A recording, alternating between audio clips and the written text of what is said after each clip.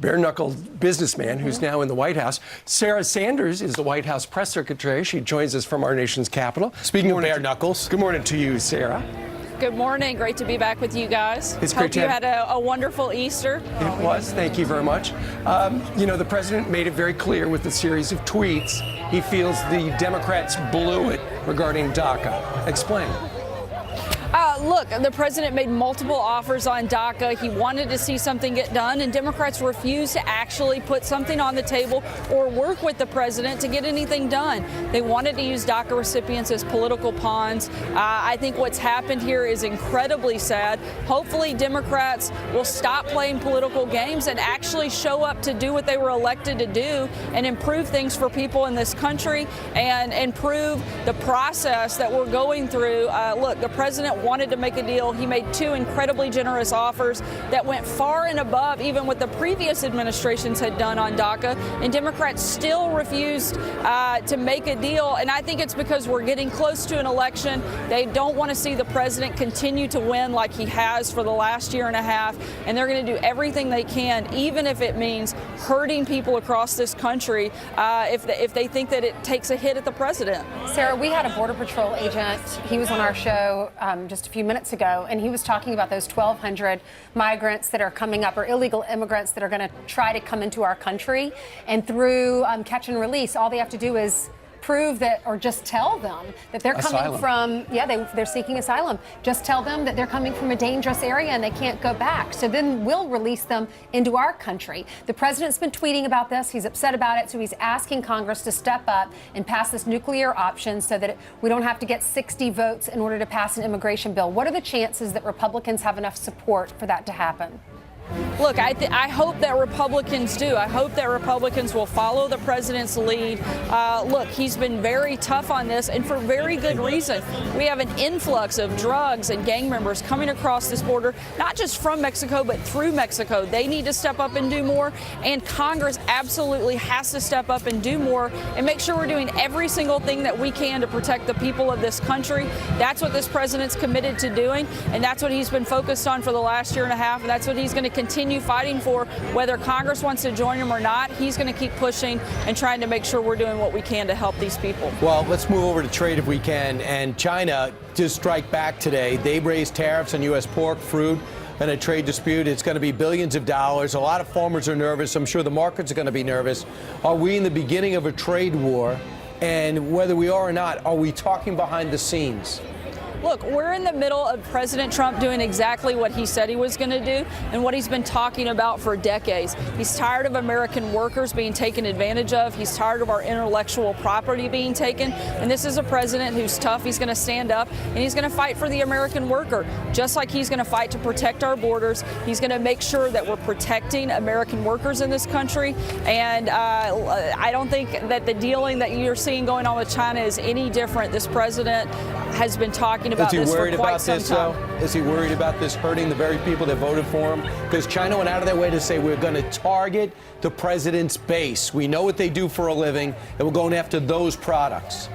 Look, the president knows that we're billions of dollars in a trade deficit with China. He's tired of us being taken advantage of. They've taken our intellectual property, and the president's going to fight back and he's going to push back. But we want to be able to work with them to make sure that we're getting a good deal and that we're not taken advantage of anymore. And that's exactly what people elected Donald Trump to come to Washington and do. Look, we've been doing the traditional way for a long time, and the only thing that has done is created a bigger trade deficit with the number of countries across the world, and the president's not going to let that continue. And the president and Melania will be at the Easter egg roll today. They'll come out toward the end of the roll and mingle within the crowd. Absolutely. We're expecting an incredible crowd today, thousands of people. As you can see, there are lots of kids already running around here. The First Lady and her team have done a great job, as always, putting together a wonderful event. We're really excited, and I think people are going to have a great time here today. I know my kids are. I'm pretty sure they will spend most of their time at the cookie decorating station. Really? And hopefully I'll be able to peel them away from there and burn some of the sugar figure out doing the actual Easter egg roll itself. You know, this is one of those things in Washington that is bipartisan because in addition to, you know, the children of people who work at the White House, you have a lot of Republican families, a lot of Democrat families. They all get together today. Absolutely. This is a great event. There's also a lot of military families. That's something that's really important for the First Family, is to make sure that we do a lot to include military families, veterans families. One of the stations that kids will stop by today is to make cards for service members that are serving overseas. I hope that every kid has a chance to stop and do that and thank the men and women who have given us our freedoms and allowed us to be out here and participate in events like this today. And again, we think it's going to be a great one, and we're really excited to open up the White House lawn and welcome the people from all across the country. And you mentioned military families. The president mentioned them, too, when he was speaking about infrastructure. He segued into the 2,000 troops we have in Syria and says we're going to get the hell out of there soon and let someone else do the job. Senator Lindsey Graham, General Jack Keane, other people said this would be one of the worst ideas possible, very reminiscent of President Obama pulling all the troops out of Iraq. The president that candidate Trump was so critical of. Am I to believe, Sarah Huckabee Sanders, that the president changed policies without talking to the Secretary of Defense?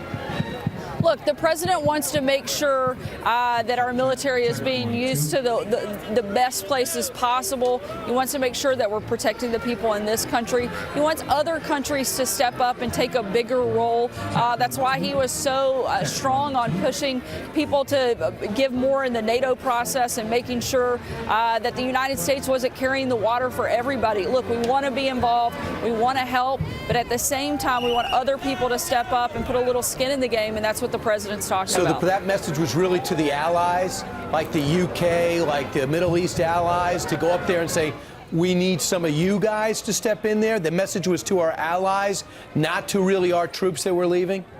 Look, again, the president wants to make sure that if we're putting American lives across the globe, that they're being used the best way possible. He always wants to make sure that we're doing everything to protect our troops, to help our troops, and that's going to be the president's focus. Sorry, I couldn't hear all of your question. We got the military band playing in the background. A little bit hard to follow everything here this morning, but again, the president wants to make sure we're taking care of the military families, and that's what he's talking about. Well, the military band is making all the noise behind you on the Truman balcony.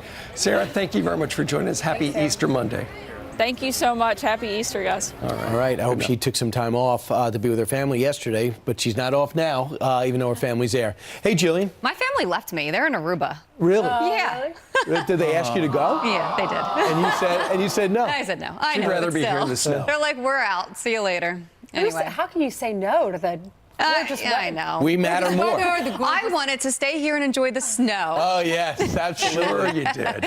Good morning, guys. Well, Let's wait get a you minute. caught You're up. at the point where parents aren't paying anymore. Well, so, right. All right, we can talk more about